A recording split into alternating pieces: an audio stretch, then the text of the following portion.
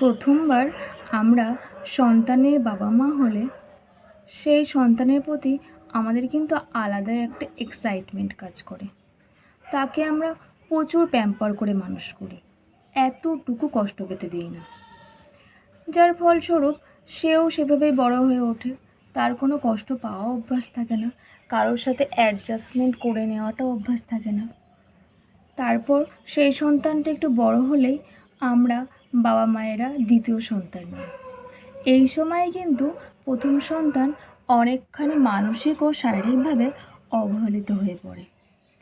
তার তখন বাবা মায়ের সঙ্গে একটা মানসিক দূরত্ব হয়ে ওঠে, কারণ বাবা মার সদ্যোজাত সন্তানের প্রতি এক্সট্রা কেয়ারফুল থাকাটা জরুরি। এর ফলস্বরূপ কিন্তু বড় বাচ্চাটা ভাবে আমাকে বাবা মা আগের মতো আর ভালোবাসছে না, যার জন্য সে ছোট ভাই কিংবা বোনের সাথে একটু অবহেলা দেখায়।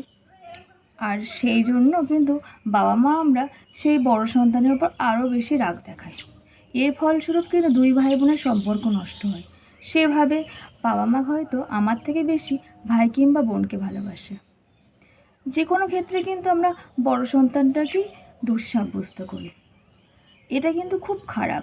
আমাদেরকে দুই বাচ্চাটাকে সমানভাবে ব্যালেন্সভাবে বড় করতে গেলে কিন্তু সবার আগে আমাদেরকে বড় বাচ্চাটাকে এমনভাবে বোঝাতে হবে, এমনভাবে পরিবেশটা তৈরি করতে হবে যার জন্য যেন ওই বাচ্চাটাই তার ভাই কিংবা বোনের যত্ন নেয়।